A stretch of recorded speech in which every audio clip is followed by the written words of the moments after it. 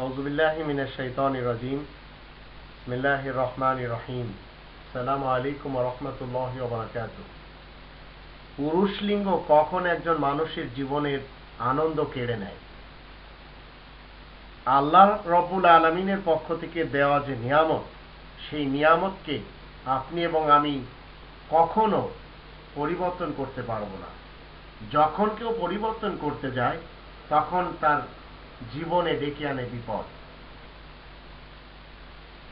কোরআনের দৃষ্টিতে আমরা যদি দেখি ৩০ নম্বর সূরা আর রোম, এই ৩০ নম্বর আয়াতে আল্লাহ রাব্বুল আলামিন বলছেন, ফাকিম ওয়াজহাকা লিদ্দীনি হানিফা, তুমি একনিষ্ঠ হয়ে নিজেকে দ্বীনে হানিফা, মধ্যম ভাবে যে ফয়সালা আল্লাহ রাব্বুল আলামিন নাজিল করেছেন তার উপরে আল্লাহ বলছেন তোমার ব্যক্তিত্বকে প্রতিষ্ঠিত করো।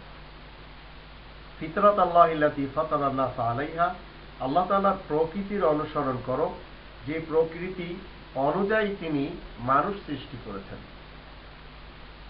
লা তাবদীলা লিখালকিল্লাহ, আল্লাহ তাআলার সৃষ্টির কোনো পরিবর্তন করা যায় না। যালিকা দীনুল কাইয়্যিম, এটি হচ্ছে স্থায়ী ফয়সালা। ওয়ালাকিন্না আকতারান নাসি লা ইয়ালামুন, কিন্তু অধিকাংশ মানুষ তা জানে না। আমি একটি ছোট্ট আপনাদের সামনে একটি উদাহরণ হিসেবে বলবো। এখন লিঙ্গ মোটা এবং লম্বা করার যত কিছু যন্ত্রপাতি, ইনস্ট্রুমেন্টস তৈরি করা হয়েছে সেগুলি সবই ব্যর্থ। আমি তো সেই সব কোম্পানিগুলির মাঝে যারা চাকরি করে আমি তাদের কাছে জিজ্ঞেস করেছি এবং তারা সবাই বলেছে যে এটি হলো শুধুমাত্র মানুষের কাছ থেকে টাকা পয়সা হাতিয়ে নেওয়ার জন্য হাতিয়ার, তাছাড়া আর কিছুই না।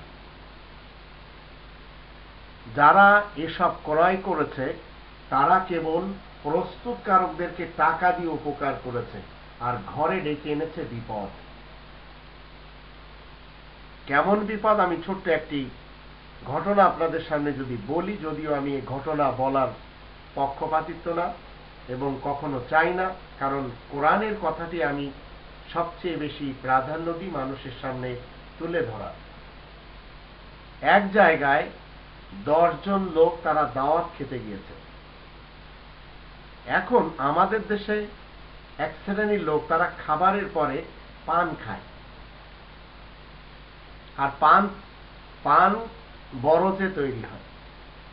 অনেক অনেক ক্ষেত্রে আপনি এবং আমি যদি গ্রামে দেখি তাহলে দেখা যায় অনেক গাছের সাথে পানের যে পাতা, সেই পাতার মতো আরেক ধরনের পানের পাতা আমরা দেখতে পাই, যেগুলি খেলে গাল চুলকায়।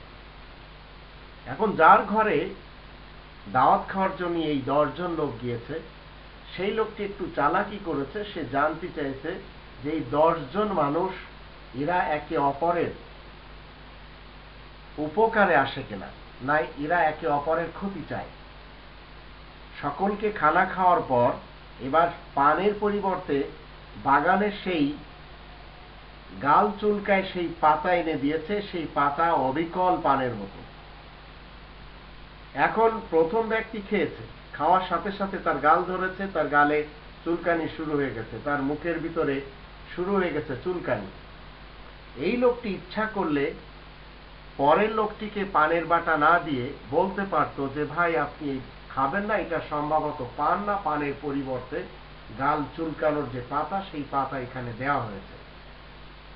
এ চিন্তা করলো যে আমি যখন নিজেই ধরা খেয়েছি, এও ধরা খাক। পরবর্তীতে সেও খেয়ে তৃতীয় জনের কাছে দিল। এভাবে দিতে দিতে 9 নম্বর লোকটির কাছে যখন আসলো, সেই লোকটি ইচ্ছা করেনি যে আমি আমার পরবর্তী লোকটি ধরা খাক। তাই তিনি বলে দিয়েছেন যে ভাই এটা খাওয়া ঠিক হবে না আপনার, কারণ এটা গাল ধরেছে। আজ পৃথিবীতে যারা সিগারেট তৈরি করেছে, আপনি পৃথিবীর একটি মানুষকে দেখতে পাবেন না যে এই তামাক খেয়ে সে কোনো উপকার পেয়েছে। এমনকি আমাদের বাংলাদেশের জর্দাখোর যারা রয়েছে তারাও। কিন্তু সিগারেট খোরেরা তারা মানুষকে উৎসাহ দেয় সিগারেট পান করার জন্য, জর্দাখোরেরা মানুষকে জর্দা খাওয়ায়। ঠিক এইভাবে এই লিঙ্গকে মোটা করার জন্য, তাজা করার জন্য, শক্ত করার জন্য, লম্বা করার জন্য এক শ্রেণীর অসাধু ব্যবসায়ীরা কিছু ইনস্ট্রুমেন্টস তৈরি করেছে প্লাস্টিক জাতীয়, এবং তারা বিভিন্ন ধরনের যন্ত্রপাতি তৈরি করে বাজারজাত করছে। কিন্তু এইগুলি যারা ব্যবহার করেছে, আপনার জীবনে কেউ এমন লোক আপনার সামনে এসেছে কিনা আমি জানি না, কিন্তু এ ধরনের লোক একটু যদি আপনি জিজ্ঞেস করেন পাবেন, যারা এই লিঙ্গকে লম্বা করতে যে এই যে সমস্ত যন্ত্রপাতি ইউজ করতে যে তারা জীবনের জন্য হাত ধুয়ে ফেলেছে, তাদের লিঙ্গ অকেজো হয়ে গেছে। তো আল্লাহ রাব্বুল আলামিন এই কোরআনে বলে দিয়েছেন, লা তাবদীলা লিখালকিল্লাহ, আল্লাহ তাআলার সৃষ্টির পরিবর্তন করা যায় না। তো যারা এই আয়াতের বিপরীত চলে গেছে, পৃথিবীতে কোটি কোটি ডলারের বিজনেস হচ্ছে এই যন্ত্রপাতির, এবং অসাধু ব্যবসায়ীরা ঠিক তারা মানুষকে এ ধরনের যন্ত্রপাতি তৈরি করে মানুষকে দিচ্ছে, নিজেরা ব্যবহার করছে না। ঠিক যেমন যারা পেপসি তৈরি করে, এই ইসরায়েলবাসীরা এগুলি পান করে না, কিন্তু পুরা পৃথিবীর মানুষকে Coca Cola, Pepsi, Fanta, 7 up, Sprite এগুলি সব পান করায় মানুষ কিভাবে ধ্বংস হবে সেই কাজে যেমন তারা ব্যস্ত, ঠিক আর এক শ্রেণীর লোকেরা লিঙ্গ কিভাবে নষ্ট করা যায় তাই তারা এই সমস্ত যন্ত্রপাতি আবিষ্কার করে, তৈরি করে বাজারজাত করে যাচ্ছে। আর